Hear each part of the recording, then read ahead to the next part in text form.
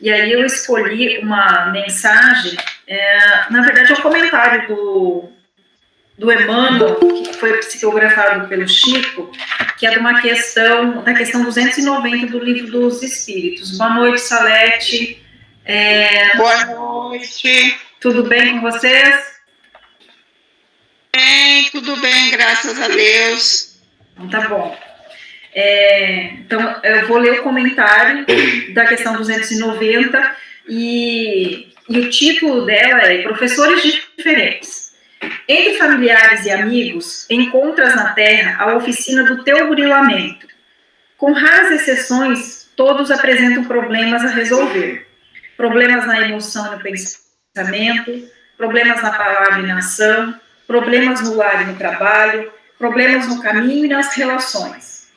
Prossegues assim junto deles, como quem respira ao pé de múltiplos instrutores num instituto de ensino. Muitos reclamam trabalho, lecionando-te paciência, enquanto outros te ferem a sensibilidade, diplomando-te em sacrifício. Há os que te escandalizam incessantemente, adestrando-te em piedade, e aqueles que te golpeiam a alma com as lâminas invisíveis da ingratidão para que aprendas a perdoar. E as lições vão surgindo à maneira de testes inevitáveis. Agora é o esposo que deserta, dobrando-te a carga de obrigações, ou, noutras circunstâncias, é a esposa que se rebela aos compromissos, agoniando-te as horas. Hoje ainda, são os pais que te contrariam as esperanças, os filhos que te aniquilam os sonhos, ou os amigos que se transformam em duros entraves no serviço a fazer. Nenhum problema, entretanto, aparece ao acaso, e por isso é imperioso te armes de amor para a luta íntima. Fugir da dificuldade é muitas vezes a ideia que te nasce como sendo o melhor remédio. Semelhante atitude, porém, seria o mesmo que debandar, menosprezando as exigências da educação. Carrega, pois, com serenidade e valor o fardo de aflições que o pretérito te situa nos ombros, convicto de que os associados complexos do destino são antigos parceiros de tuas experiências, a reportarem do caminho solicitando contas e acertos. Seja qual for o ensinamento que se façam intérpretes, roga a sabedoria divina te inspire a conduta, a fim de que não percas o merecimento da escola a que a vida te conduziu. Ainda mesmo em lágrimas, lê sem revolta no livro do coração as páginas de dor que te imponham, ofertando-lhe por resposta... Ofertando-te por respostas as equações do amor puro, em forma de tolerância e bondade, auxílio e compreensão.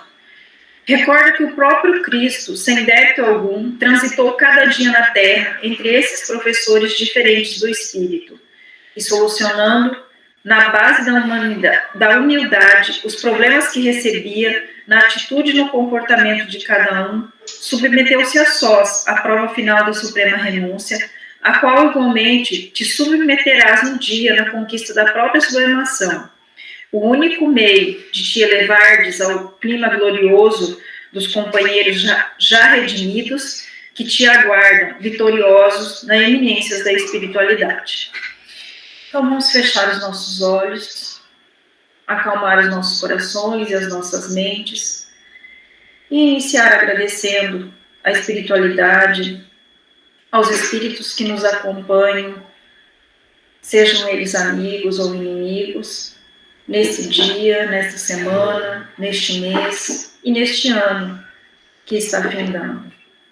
Que todos aqueles que se encontram conosco possam receber as luzes do alto, assim como nós mesmos, e que possamos, ao finalizar este ano de 2022, e com a palestra de hoje, refletir no ano que passou e planejar o ano que virá. Nesse intuito, que Jesus nos auxilie e que os Espíritos amigos nos iluminem. Que assim seja. Muito bem, então vamos lá. Planejamento para o futuro. a gente, quando chega no final de ano, a gente começa a pensar naquilo que a gente planejou no ano anterior, né? Na minha experiência de duas profissões, né? Todos vocês sabem que eu sempre trabalhei com arte, fui artista plástica durante muitos anos, então eu dei aula durante muitos anos. E o movimento no ateliê era assim, início de ano, muita gente procurava e tal, com o intuito de fazer arte de pintura mesmo, de aprender a pintar, uns porque queriam aprender, outros porque era relaxamento, outros porque queriam aperfeiçoar, ou queriam uma nova profissão, uma maneira de ganhar dinheiro, enfim, existia vários objetivos ali. E o que se via é que era um movimento de eu quero, mas aquilo não era colocado em prática no início do ano. Mas as pessoas vinham a procurar de verdade, realmente a fazer as aulas a partir de final de setembro e outubro. Então, o movimento no ateliê, ele aumentava muito no final de outubro, novembro, e daí eu trabalhava até, assim, início de dezembro, geralmente. Então, ali era o meu maior movimento. Por quê? Porque ali as pessoas se davam conta de que o ano estava quase terminando, que elas não tinham feito aquilo que elas gostariam de fazer. Geralmente, eram as pessoas que queriam mais como um relaxamento, como algo a mais ali para aprender, como um tempo de qualidade para elas. Então, acontecia esse movimento. Quando chegava final de setembro e outubro, eu tinha um movimento bem expressivo no ateliê, justamente por causa desse movimento que as pessoas faziam dentro de si, de reflexão, daquilo que elas não tinham realizado ainda no ano. Mas naquele momento, para mim, era só era um planejamento, já via todos os anos acontecer, eu não tinha muita noção, né, do que realmente isso significava. Agora, com a nova profissão, com a psicologia, acontece um movimento muito semelhante. Geralmente, esse movimento que acontece está mais relacionado às questões das crianças com dificuldade de aprendizagem nas escolas. Então, o meu movimento, por exemplo, a partir de setembro, outubro e novembro, ele triplica. Por que ele triplica? Porque está chegando no final do ano e a criança não fez o que ela tinha que fazer. Ou ainda, muitas pessoas, mas em menor quantidade, procuram para fazer terapia justamente nesses momentos. Por quê? Porque aquilo que era para ser não foi. No caso da criança, isso fica muito evidente, porque a criança provavelmente vai reprovar. Então, é um momento de desespero para os pais e, às vezes, para a escola. Então, a escola, quando ela tentou durante o ano, conversando com o pai, ou ao contrário, né? Às vezes o pai foi vendo e a escola não foi vendo. Quando chega nessa época, eu tenho uma demanda enorme de avaliação, porque as pessoas querem solucionar aquele problema que está posto no último tempo aí do final do ano. E isso agora traz uma reflexão muito diferente em termos de vida. Por quê? Porque hoje eu posso perguntar assim para vocês: o que vocês planejaram em 2022? Lá no final de 2021, provavelmente cada um de vocês fez um plano, certo? Para 2022. O que vocês planejaram, como planejaram e o que vocês realmente cumpriram? E o que ficou sem cumprir? Então, essa é a primeira pergunta que cada um vai responder para si aí, que eu já fiz essa reflexão na minha terapia. Minha terapeuta já me avisou uma semana antes: na próxima semana a gente vai fazer uma retrospectiva do ano para a gente ver o que você cumpriu, o que você não cumpriu e o que nós vamos fazer para 2023. Então, quando a gente se depara com aquilo que a gente planejava, aquilo que a gente fez, aquilo que faltou, ou se a gente fez, né, mais do que a gente planejou, a gente tem sensações, e essas sensações, tanto elas podem ser sensações agradáveis, de esperança, de bem-estar, como elas podem ser sensações desagradáveis, no formato de insegurança, não cumprir, não fiz, de uma baixa autoestima, e até sentimentos mais depressivos, quando a gente olha e vê que a gente não fez aquilo que a gente planejou, que a gente gostaria de fazer no ano anterior. Então, esse é um momento bem crucial na nossa vida. Então, hoje a gente está fazendo a última reunião da nossa Casa Espírita, nosso lar, do ano de 2022. Vamos lá. O que a gente vai fazer com 2023 diferente? A gente olhou para 2022, vocês olharam, vocês pensaram no que vocês planejaram, e o que eu quero planejar para 2023 e de que forma que eu vou fazer isso. E aí nós temos inúmeras formas de fazer isso. Culturalmente, a gente tem situações que são superstições, que eu acredito que todos vocês já ouviram falar.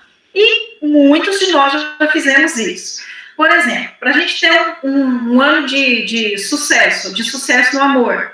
Eu tenho que usar uma peça que cor? Às vezes diziam que era uma peça vermelha, para trazer bons fluidos, amor. Muitos anos era uma peça amarela, inclusive uma peça íntima amarela. Para quê? Para trazer paz, harmonia, para trazer dinheiro. Há superstições como pular três ondinhas, né? Nós não temos essa oportunidade, então a gente pode comer 3 uvas, ou a gente pode comer uma lentilha, ou ainda, né, conversando hoje no almoço, o que nós vamos fazer para o dia 31, para a noite do dia 31? E aí diferentes opiniões, né? E aí eu lembrei de uma fala, que era uma fala muito comum em casa. O que a gente vai fazer? A gente não pode fazer frango, de forma nenhuma o frango não pode fazer. Aí os meus 2 perguntaram, mas por que não pode fazer frango? Nada que tenha asinha, né? Nada que tenha asa, nem frango, nem peru, qualquer coisa assim. Por quê? Porque cisca para trás, então não pode. Então pode fazer o quê? O porquinho que fuça para frente. Então, assim, são coisas que a gente tem de superstição dentro de nós e a gente atribui a algo externo o sucesso do ano que vai vir. Então, se eu usar uma roupa nova, se eu usar uma roupa branca, amarela, vermelha, então eu vou atribuindo a coisas externas aquilo que, na verdade, é o meu papel de fazer. Mas por que a gente atribui a coisas externas? Porque, no fundo, a criança precisa acreditar no Papai Noel, não precisa? E nós não ensinamos muitas vezes a criança a acreditar no Papai Noel? Nós ensinamos, até porque culturalmente, no nosso dia a dia, a televisão, todos os meios de comunicação, as propagandas, nós saímos na cidade, a cidade está enfeitada, se fala do Papai Noel, quem dá presente é Papai Noel, e aí a gente tem 1000 histórias para contar, né? Cada um tem a sua. E aí eu lembro de 2 coisas, né? De pequena. Uma que quando a professora mandou pintar o Papai Noel no final do ano, ela deu uma cabeça de Papai Noel para todos nós pintarmos, e eu era do pré. E eu fui a única pessoa que pintou o Papai Noel de azul. E aí isso deu um problemão danado, né? Porque a professora não concordava com aquele Papai Noel azul, e todo mundo pintou o Papai Noel de vermelho, mas eu pintei o Papai Noel de azul. E aí isso ficou muito marcado, assim, porque ficou lá na parede todos os vermelhos e o meu azul, eu queria azul, eu fiz azul e mantive o azul. E ela disse que não, que aquilo estava errado. Eu, tá bom, então, mas vai ficar azul. E aí, sei lá, acho que eu devia ter uns 4 anos mais ou menos, eu falei assim, não preciso ganhar presente porque eu não quero saber de Papai Noel. Nossa família era aquela que contratava alguém para levar o presente para dizer que era Papai Noel. Provavelmente eu já tinha desconfiado de alguma coisa, falei que eu não queria presente naquele Natal. E a casa era de 2 pisos, então, um porão e a casa ali em cima, que era a casa dos meus avós. E quando eu achei que era a hora do Papai Noel entrar, eu corri para cima, né, assim, ludibriei todo mundo que estava ali, corri para cima, e vi quando um parente da minha avó chegou para ser o Papai Noel. Então, ali desmanchou de vez a bendita da crença no Papai Noel. E lógico que eles ficaram muito bravos comigo de novo, né? Não era tão quietinho. Então, a gente vai trazendo isso dentro de nós, porque culturalmente isso vai sendo oferecido para nós, e aí a gente vai fazendo essas coisas que são externas, na esperança de que eu vá conseguir atingir com as crendices, com as superstições, que isso são de milênios atrás. Mas no momento que a gente está vivendo agora, é um momento diferente. Por que é um momento diferente? Nós sabemos que hoje o nosso planeta está passando de provas e expiação, um planeta de regeneração, e é o momento da gente largar essa infância espiritual, largar essas crendices e fazer diferente, fazer por nós.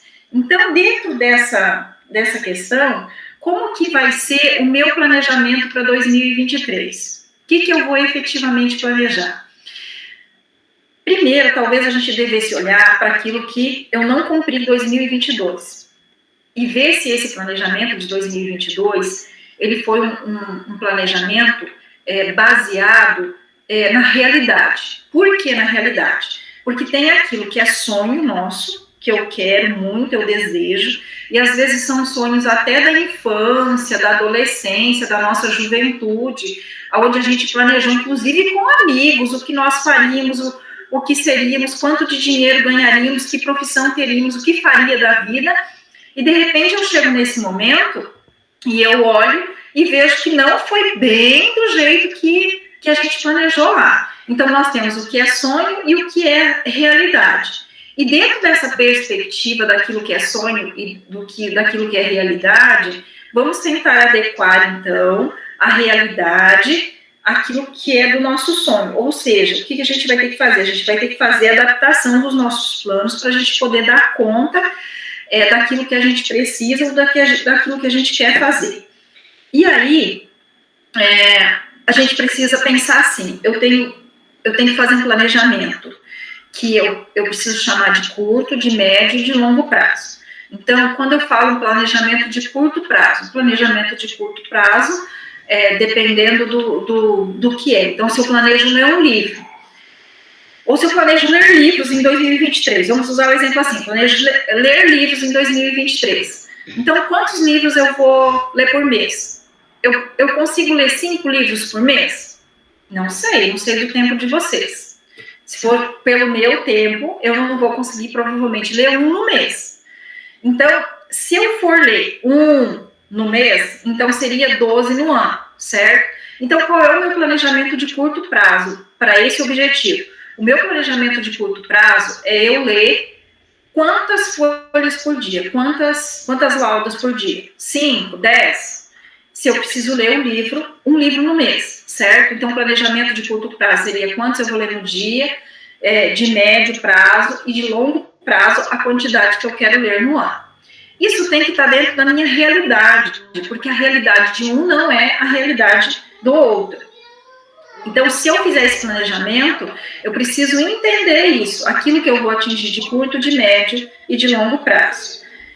Quando eu penso dessa forma, eu tenho um sonho. Então, eu tenho um sonho, digamos, sei lá, de comprar uma casa, um carro, ou de fazer uma viagem para o exterior, ou não sei, pensem aí nos sonhos que vocês têm. Esse sonho, por exemplo, se eu quiser comprar um bem, qual é o valor desse bem? Eu consigo comprar ele nesse ano? Ou eu preciso começar a economizar, ou eu preciso ver a quantia que eu tenho de economia, mais a quantia que eu vou economizar nesse ano, para daqui 1, 2, 3 ou 4 anos eu comprar aquilo que eu preciso.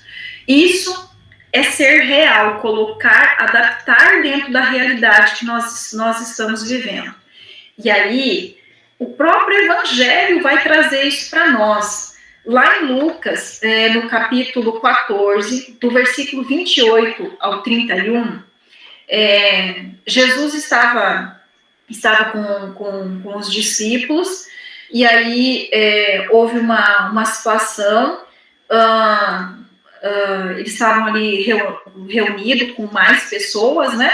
E aí houve um questionamento, e aí Jesus falou assim, deixa eu pegar aqui, está meio longe, e os olhos já não estão mais tão bons.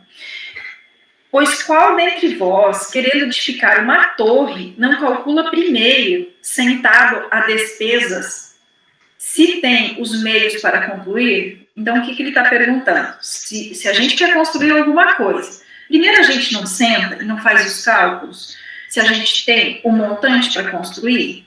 E aí, não é só o montante, não é só o montante em valor. Se a gente tem os meios, condições, se a gente tem a mão de obra, se a gente tem o material para poder construir. Então, primeiro a gente senta e faz os cálculos.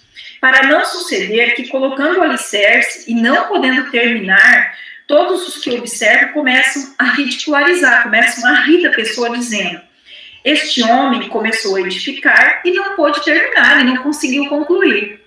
Então, o próprio Evangelho diz isso para nós.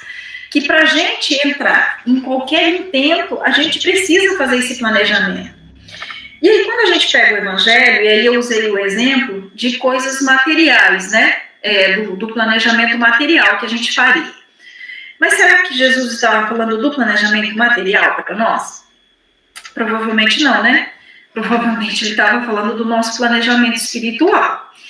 E aí, dentro do nosso planejamento espiritual, não é segredo para nenhum de nós que está na reunião aqui, que a gente está em poucas pessoas, então eu conheço todo mundo, não é segredo para nenhum de nós que nós, vindo para a reencarnação, né, inclusive está lá na pergunta 258 do Livro dos Espíritos, ele diz assim: na espiritualidade, antes de começar uma nova existência corporal, o espírito tem consciência e previsão das coisas que lhe acontecerão durante a vida?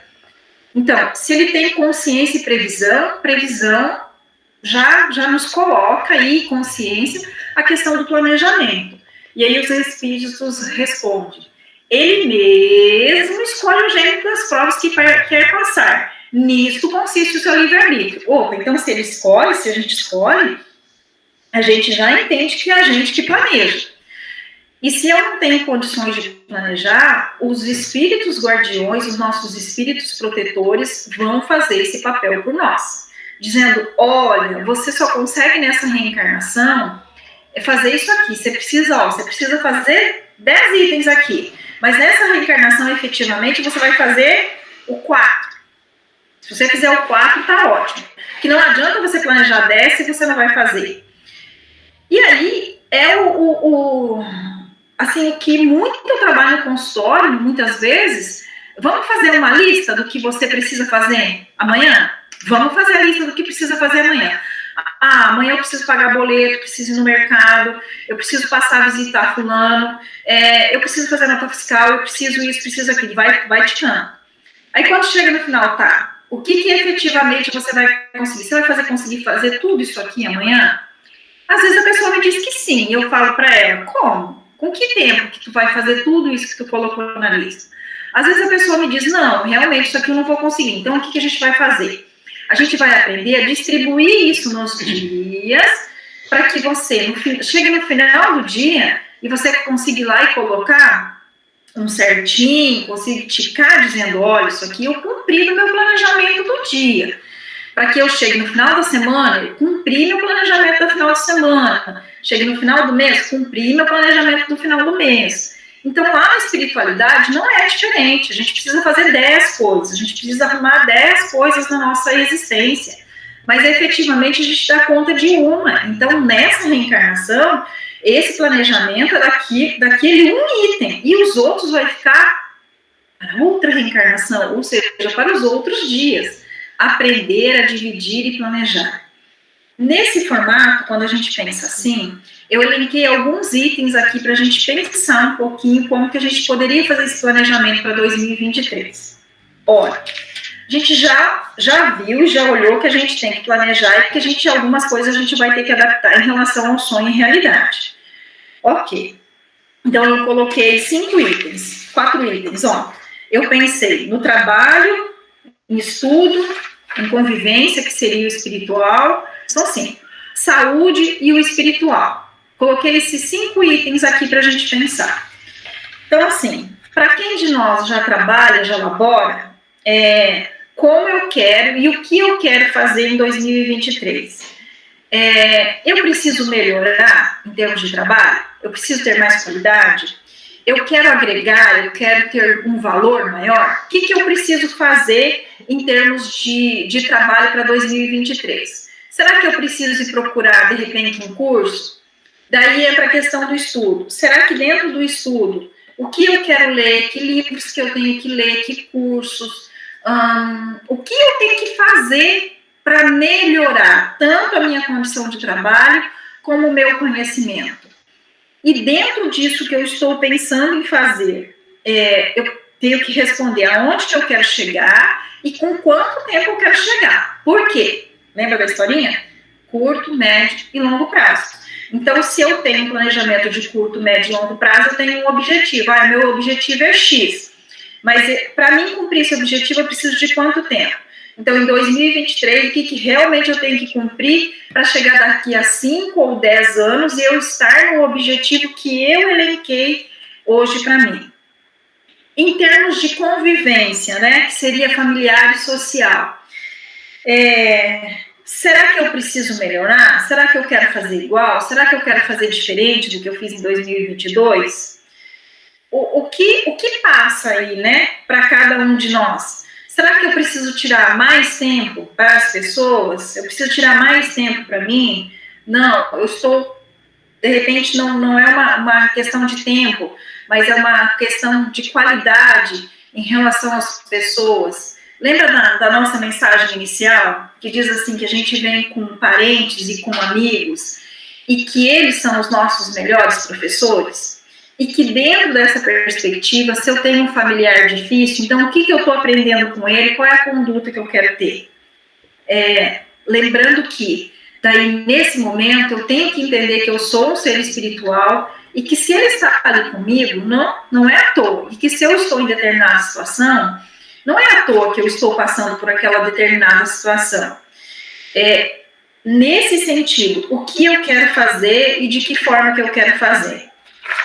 Se a gente pensar em saúde, o que eu preciso fazer por mim? Porque, afinal de contas, esse corpo que nós temos aqui é o nosso instrumento de trabalho.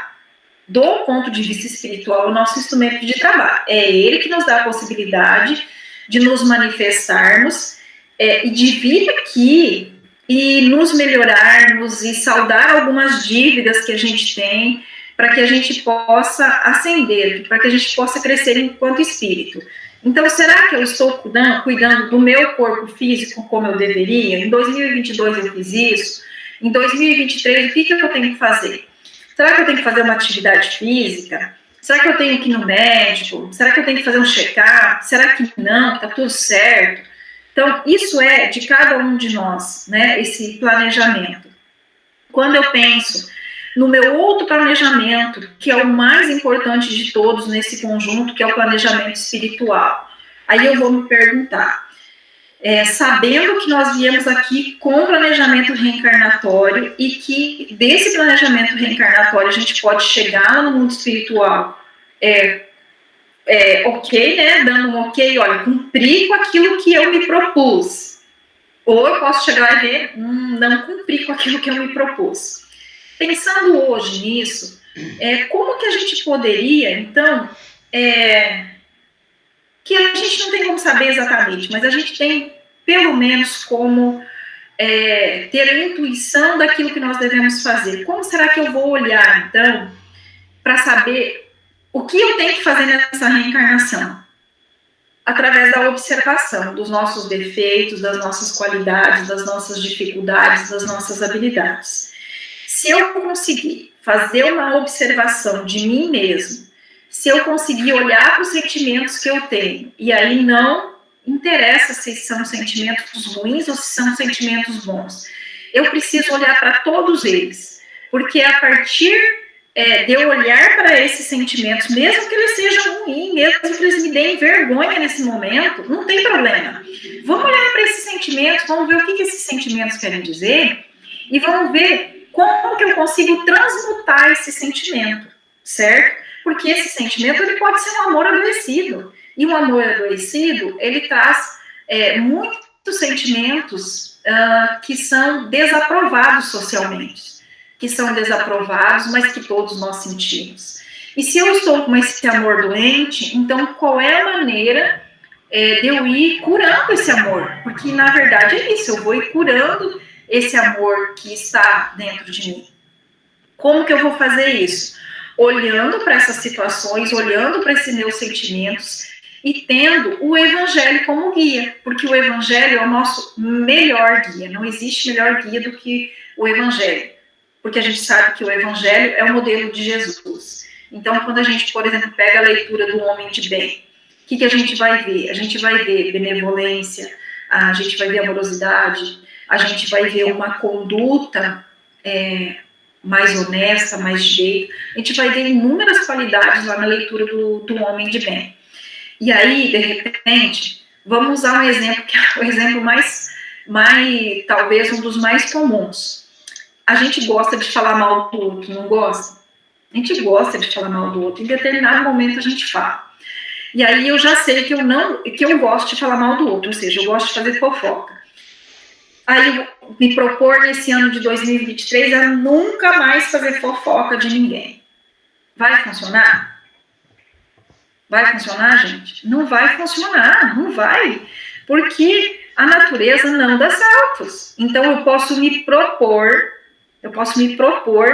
a diminuir falar mal das pessoas. De que forma? Se eu falo mal todos os dias das pessoas, então vamos se propor a ficar meio dia sem falar mal, a ficar um dia sem falar mal das pessoas, sem criticar. Eu também posso me propor a observar os meus pensamentos e, de repente, eu tenho pensamentos muito catastróficos, né? Não vai dar certo, é ruim, desse jeito não dá. Vamos observar esse pensamento e vamos tentar traduzir ele de uma maneira diferente. Olha, a pessoa está fazendo de um modo que não é o meu modo de fazer, eu faria diferente. Mas isso não quer dizer que não vai dar certo, pode dar certo do jeito que ela vai fazer. Então, eu tenho maneiras de ir corrigindo o meu pensamento e que não são aquilo que a gente chama de corte, né, dentro da psicologia, um rompimento. Eu não rompo com o meu defeito. Se eu romper com o meu defeito, eu vou muito provavelmente adoecer. Então, eu preciso olhar para aquilo que me incomoda, para aquilo que eu julgo um defeito, uma característica menos aprovada, e eu vou melhorando essas características, quer dizer, eu vou gradativamente fazendo diferente, até que isso não faça mais parte da minha característica, porque nós temos aquilo que nós somos, né, do ser, e aquilo que é o estado. Então, o nosso estado, né, de muitos de nós, o nosso estado é de termos inúmeros defeitos morais.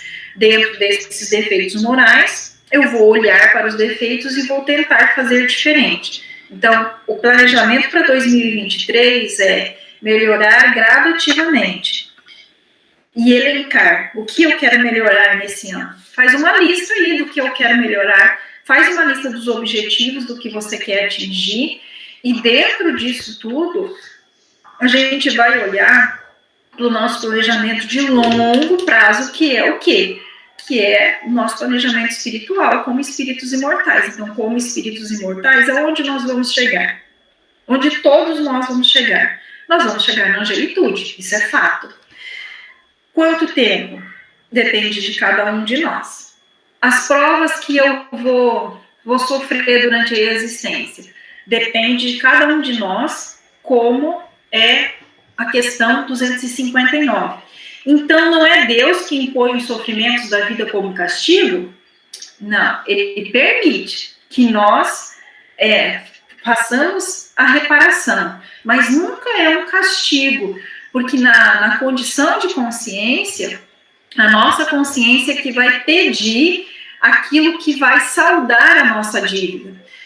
Tem uma história do Bezerra de Menezes que eu ouvi numa palestra, não me lembro quem deu a palestra, mas Bezerra de Menezes, quando ele tomou consciência de que ele tinha provocado muitos prejuízos, ele disse, né, se eu estiver errada, pode me corrigir, Miguel, mas se eu não me engano, ele disse assim, que ele ia pagar 5 vezes aquilo que ele tinha feito, tinha pegado, enfim, né, feito de errado com as pessoas. É isso, Miguel? 4 ou 5 vezes?